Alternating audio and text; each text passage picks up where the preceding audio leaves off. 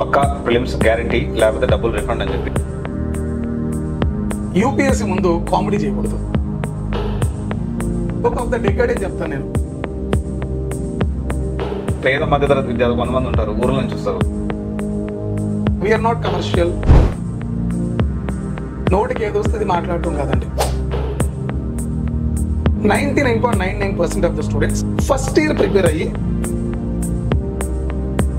Education is a business. Tirumala గారు, మీరు స్టూడెంట్స్కి ఎక్కువ అవైలబిలిటీ ఉంటున్నారు, స్టూడెంట్స్ దగ్గర ఎప్పుడు బిజీగా ఉన్నట్టు యాక్ట్ చేయాలి అన్నారు. మీరు వాళ్ళకి కాసేపు బయట వెయిట్ చేయించిన తర్వాత లోపలికి రమ్మని చెప్పాలి. అమ్మ మీకు ర్యాంక్ వచ్చింది కదా, వెరీ ప్రౌడ్ ఆఫ్ యూ అంటారు. దాన్ని మాత్రమే కట్ చేసి సోషల్ మీడియాలో సర్క్యులేట్ చేస్తారు. సో యూపీఎస్సీ ఇలాంటి జోకులు ఎవరు చేసినా సార్, నా ఆన్సర్ ఇంతే స్ట్రాంగ్గా ఉంది. సార్, ఇంకొక మాట అడగాలనుకుంటున్నా. పక్కా ఫిలిమ్స్ గ్యారంటీ లేకపోతే డబ్బులు రిఫండ్ అని చెప్పి అశోక్ నగర్ నిండా బ్యానర్స్ వచ్చినాయి రీసెంట్ డేస్లో. మనం ఈ వీడియో చేస్తున్నప్పుడు, రికార్డ్ చేస్తున్నప్పుడు 2 days ముందు వచ్చి ఉండొచ్చు. సో అంటే ఇప్పుడు తిరుమల క్లాసెస్లో కూడా అలాంటి గ్యారంటీ ఏమైనా రాసిస్తారా?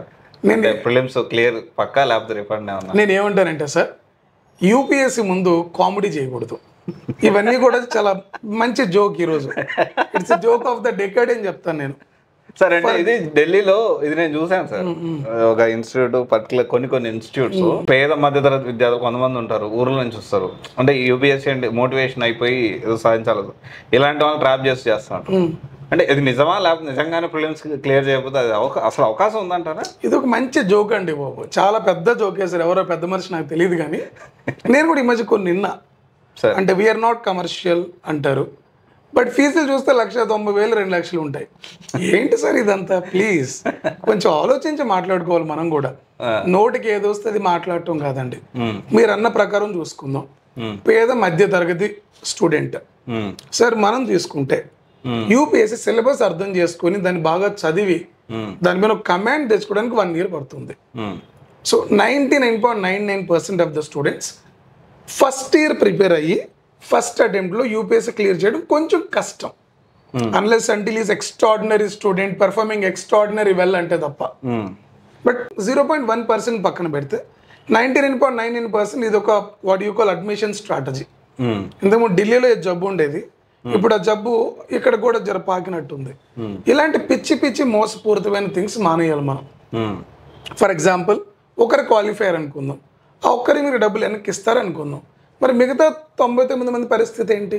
దీని గురించి ఎవరు ఆలోచించారు? అంటే ప్రిలిమ్స్ క్వాలిఫై అయితే అవ్వకపోతే రిఫండ్ అంట. అయితే ఇస్తారండి, అవ్వకపోతే కాదండి. మీరు ఒకసారి చూడండి, ఒకసారి అవ్వకపోతే వెనక్కి ఇవ్వరు. మీరు క్వాలిఫై అయితే మాత్రమే మీకు మీ ఫీజు వెనక్కి ఇస్తారని చెప్తారు. నేనేమంటానంటే, పేద మధ్యతరగతి వాళ్ళకి మీరు నిజంగా సహాయం చేయాలంటే వాళ్ళకి ముందు కోచింగ్ ఇవ్వండి. ప్రిలిమ్స్ అయిన తర్వాత మాత్రం మీరు మాకు డబ్బులు కట్టండి, ఈలోపు ఒక అగ్రిమెంట్ చేసుకుందాం చెప్పమని చెప్పండి. ఇలా ఎవరు చెప్పరు సార్. ఇలాంటివన్నీ కూడా ఇంతకు మే, జూన్, జూలై ఇప్పుడే వస్తుంటాయండి. కరెక్ట్గా కొంతమంది ఎస్పెషల్లీ ఎప్పుడైతే అడ్మిషన్స్ స్టార్ట్ అవుతాయో, యూపీఎస్సీ అడ్మిషన్ స్టార్ట్ అవుతాయి అనుకున్నప్పుడు కొన్ని శక్తులు నిద్రలేస్తాయి. అప్పుడు దాకా ఎక్కడ నిద్రపోతుంటారో తెలియదు. వాళ్ళు జాబులు వెళ్తుంటారు, సడన్ గా నిద్రలేస్తారు.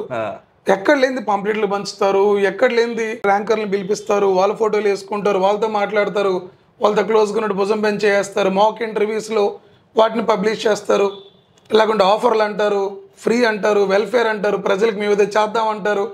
ఏం సార్ ఇయర్ మొత్తం ఏమైపోయారు సార్ మీరు? ఇయర్ మొత్తం మీరు కనిపించరా? అందరిని అడుగుతున్నా, బోత్ ఢిల్లీ, హైదరాబాద్ ఇంక్లూడింగ్ మీ ఎవరినైనా సరే. మనల్ని నమ్ముకొని ఒక స్టూడెంట్ వచ్చినప్పుడు, సరే 100 మంది స్టూడెంట్లో 10% సరిగా నాన్ ఇంట్రెస్టెడ్ వాళ్ళు ఉంటారు, పక్కన పెట్టండి. 90 మంది ఇంట్రెస్టెడ్గా ఉన్నప్పుడు వాళ్ళకి మీరు టైం ఇవ్వాలి, ప్రాపర్గా ట్రైన్ చేయాలి. ఖచ్చితంగా 1 year ట్రైన్ చేస్తే ఆ నెక్స్ట్ ఇయర్ 100% ప్రిలిమ్స్ అయింది, మెయిన్స్ని కూడా రప్పించే అవకాశం ఉంది. ఓకే. సో ఇదే ఇయర్ ఒక విలేజ్ నుండి వచ్చిన అబ్బాయిని తీసుకోండి, అతని దగ్గర బేసిక్స్ ఉండవు, అతను అనుకుంటాడు క్లియర్ చేయాలని, కానీ రియాలిటీ అతనికి తెలియదు. కానీ బీయింగ్ ఎ టీచర్ మీకు తెలుసు కదా, మీ బుద్ధి ఏమైంది, మీ తెలివితేటలు ఏమైంది. అంటే ఇంత పెద్ద ఎగ్జామ్కి ట్రైన్ చేసే టీచర్లు ఇలా దిగజారుడు మాట్లాడేది అవసరమా? నేను ఎప్పుడైనా ఒకటే చెప్తాను సార్, అది నాదైనా మీదైనా, education is a business, hotel is a business, anything is a business for that matter when you consider that in economic perspective my dear. కాకపోతే దాన్ని లాయల్గా చేయండి. అంటే మనీ తీసుకున్నాం కాబట్టి బిజినెస్ అంటున్నానండి. బట్ ఇచ్చే సర్వీస్ మీరు తీసుకున్న దానికంటే 10 times ఎక్కువ ఉండాలి. Then rather become a business, it become a service oriented business. So ఇలాంటి వాటిని మనం ప్రజలకి ఫస్ట్ నుంచి చెప్పి వాళ్ళని ప్రాక్టికల్గా ట్రైన్ చేయాలి. అంతేగాని కళ్ళబోలి మాటలు చెప్పి వాళ్ళని మభ్య పెట్టి ఏదో రకంగా మన బిజినెస్ని పెంచుకుందాం అనే థాట్ రాకూడదు. ఇంకొకటి, ఈ మధ్య నేను దీన్ని చాలా బాగా చూస్తున్నానండి. ఆ ఇన్స్టిట్యూట్ వీళ్ళపైన, ఈ ఇన్స్టిట్యూట్ వాళ్ళపైన ఇలా చెప్పుకుంటూ తిరుగుతున్నారు. ఎండ్ ఆఫ్ ది డే మీరు ఏమనుకుంటున్నారు? మీరు సివిల్ సర్వీస్లో ఉంటున్నారు, సివిల్ సర్వెంట్స్ని మీరు రెడీ చేస్తున్నారు. మీరంతా హుందాగా బిహేవ్ చేయాలి, మీరంతా హుందాగా మాట్లాడాలి. హుందా తన మీద వేసుకున్న డ్రెస్సెస్లో కానీ మీరు చెప్పే ఇంటర్వ్యూ 2-3 మాటలను బట్టి రాదండి. మీరు ట్రైన్ చేసే విధానంలో ఉంటుంది, పిల్లల్ని మీరు ట్రీట్ చేసే విధానంలో ఉంటుంది. ఇలాంటి ఏమీ లేకుండా ఆ ఇన్స్టిట్యూట్ వేస్ట్, ఈ ఇన్స్టిట్యూట్ వేస్ట్, వాళ్ళు వేస్ట్, వీళ్ళు waste, end of the day నేనే బెస్ట్, ఇట్లా కాదు. మీరేంటో మీరు స్టూడెంట్కి చెప్పండి, మీ ఫీచర్స్ ఏంటో చెప్పండి. అతను వెళ్ళి 4-5 ఇన్స్టిట్యూట్లు తిరిగి అతనికి నచ్చితే మన దగ్గరకు వస్తాడు. అంటే డెసిషన్ మేకింగ్ అనేది మనం పిల్లలకి ఇవ్వాలి. ఇట్లా లేకుండా వాళ్ళు వేస్ట్, వీళ్ళు వేస్ట్, నేనే బెస్ట్. నా అపాయింట్మెంట్ చాలా మంది రీసెంట్గా ఒకటి నేను విన్నాను సార్, నాకు కూడా కొంతమంది అడ్వైజ్ ఇచ్చారు. తిరుమల గారు, మీరు స్టూడెంట్స్కి ఎక్కువ అవైలబిలిటీ ఉంటున్నారు, అట్లా ఉంటే మీ వాల్యూ తెలియదండి. మీ డిమాండ్ పెరగాలి అంటే మీరు స్టూడెంట్స్ దగ్గర ఎప్పుడు బిజీగా ఉన్నట్టు యాక్ట్ చేయాలి అన్నారు. నాకు అర్థం కాలేదు. I am busy with a student, I meant for students. నేను బిజీగా ఉంటే స్టూడెంట్తోనే ఉండాలి, వాళ్ళని గైడ్ చేసే విధానంలో నేను బిజీగా ఉండాలి. రాత్రి తెలిసి నాకు పనులే ఉంటాయి. ఇలా కాకుండా మీరు బిజీగా ఉన్నట్టు చెప్పాలండి. మీరు వాళ్ళకి కాసేపు బయట వెయిట్ చేయించిన తర్వాత లోపలికి రమ్మని చెప్పాలి. ఏం చేస్తున్నారు సార్ మీరందరూ? మీరే అంటారు టైం వేస్ట్ చేయొద్దు అని. అతను 20 నిమిషాలు 30 నిమిషాలు బయట వెయిట్ చేస్తే టైం వేస్ట్ చేయించినట్టుగా మీరు దగ్గరుండి మరి ఇదే ఫ్యాకల్టీ క్లాస్కి వెళ్ళి మీరు టైం వేస్ట్ చేయకూడదు అని మీరు చెప్తారు. అంటే are you out of your mind? అంటే ఈ బిజినెస్లో ఎర్న్ చేయాలని ఈ గ్రీడీనెస్లో మీరు మీ బేసిక్ ఎథిక్స్ని కోల్పోతున్నారా? దయచేసి ఒక టీచర్కి ఎప్పుడు ఉండాల్సింది స్టూడెంట్ కన్సర్న్ ఆర్ స్టూడెంట్ వెనుకున్న పేరెంట్ కన్సర్న్. వాళ్ళకి మనం ఇచ్చిన మాట సార్ 100లో 99% మనం ట్రైన్ చేయగలవచ్చు.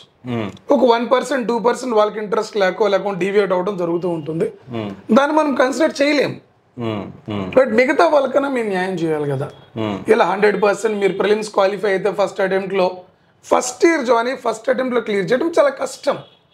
మీరు 3-4 years చదివి ఫస్ట్ అటెంప్ట్లో క్లియర్ చేయడం ఈజీ. ఇలా కాకుండా ఇప్పుడే మీరు క్లియర్ చేసి మీ ఫీజు ఇచ్చేస్తాను, ఇవన్నీ కూడా కంటెంట్ వీక్ ఉన్నప్పుడే పబ్లిసిటీ పీక్ అని ఒక మాట ఉంది సార్. అలాంటి వాళ్ళు ఇలాంటివి చేస్తూ ఉంటారు. ఈ వ్యక్తులు ఇయర్ మొత్తం కనిపించరు. అడ్మిషన్ స్టార్ట్ అయింది అనగానే ర్యాంక్స్ మావే, ఇన్ని ర్యాంకులు మేము వేసుకున్నాం, ఇంత మాకు వచ్చింది. There all interview guidance students అండి. మనం ప్రిలిమ్స్, మెయిన్స్ ఒక వ్యక్తిని తీసుకెళ్ళి అక్కడ దాకా క్లియర్ చేయించి అప్పుడు మనం మాట్లాడుకోవాలి. ఇదేది లేకుండా ఇంటర్వ్యూ గైడెన్స్ ప్రోగ్రాంలో మాకు ఇంతమంది, కొంతమంది కాల్ చేస్తారు. కాల్ చేసి అమ్మ మీకు ర్యాంక్ వచ్చిందా? ఈ మధ్య ఒక ఆయన కాల్ విన్నాను సార్ నేను, కనీసం ఆ స్టూడెంట్ ఫోన్లో సార్ అని కూడా సంబోధించట్లేదు ఆ ర్యాంకరు. అంటే ఈయన వాళ్ళకి ఏమాత్రం హెల్ప్ చేస్తుంటారో చూడండి. కొంతమంది కట్టసి కాల్ చేస్తారు, కట్టసి కాల్ చేసి అమ్మ మీకు ర్యాంక్ వచ్చింది కదా, వెరీ ప్రౌడ్ ఆఫ్ యూ అంటారు. దాన్ని మాత్రమే కట్ చేసి సోషల్ మీడియాలో సర్క్యులేట్ చేస్తారు. అంటే ఈ ఫాల్స్ ప్రాపగేషన్ దేనికి? వాట్ ఐ బిలీవ్ ఈస్, మీ దగ్గర కంటెంట్ ఉందా, ప్రజలు వస్తారు. ఎందుకంటే బిగినర్స్కి కంటెంట్ బిల్డ్ చేయాలి సార్. 3-4 years చదివి 3-4 అటెంప్ట్ల తర్వాత ర్యాంకులు వచ్చి వాళ్ళని మనం ఇంటర్వ్యూ గైడెన్స్ ప్రోగ్రామ్తో ర్యాంకులు వేసుకొని వీళ్ళని చూపించి కొత్త వాళ్ళని తీసుకుందాం. ఈ మెథడాలజీ మారాలి. పిల్లల కంటెంట్ చూసి జాయిన్ అయితే వాళ్ళు కంటెంట్ నేర్చుకుంటారు. తర్వాత ఎక్కడికి వెళ్ళినా వాళ్ళ ర్యాంక్ అనేది కొట్టడం ఈజీ అవుతుంది. సో దయచేసి my dear students and parents, ఇలాంటి మార్కెటింగ్ జిమ్మిక్లు ఎవరు చేసినా మీరు నమ్మొద్దు. 1-10 ఇన్స్టిట్యూట్లు తిరగండి. ఆ ఇన్స్టిట్యూట్ అడవిలో ఉన్నా సరే అక్కడికి వెళ్ళండి. అది బాగుందా మొన్న అన్నీ కంపేర్ చేసుకొని ది బెస్ట్ ఏంటో మీరు నిర్ణయం తీసుకోండి. ఆ టీచర్ ఎవరు, ఆయన మీకు అవైలబిలిటీ ఉంటారా, జెన్యున్గా క్లాసులు మంచిగా జరుగుతున్నాయా, మీరు చదవగలరా సార్ చెప్పినట్టు, ఇవన్నీ చూసుకొని నిర్ణయం తీసుకోవాలి. సో యూపీఎస్సీ ఇలాంటి జోకులు ఎవరు చేసినా సార్ నా ఆన్సర్ ఇంతే స్ట్రాంగ్గా ఉంటుంది. హుందాతనం వేసుకునే కోర్టుల్లోనో లేకుంటే మనం చూసుకునే అటైర్లో కాదండి, నువ్వు చెప్పే కంటెంట్లో ఉండాలి. ఆ పిల్లవాడికి నువ్వు న్యాయం చేయగలిగిన రోజే నువ్వు నిజమైన టీచర్ అని అనిపించుకుంటావు.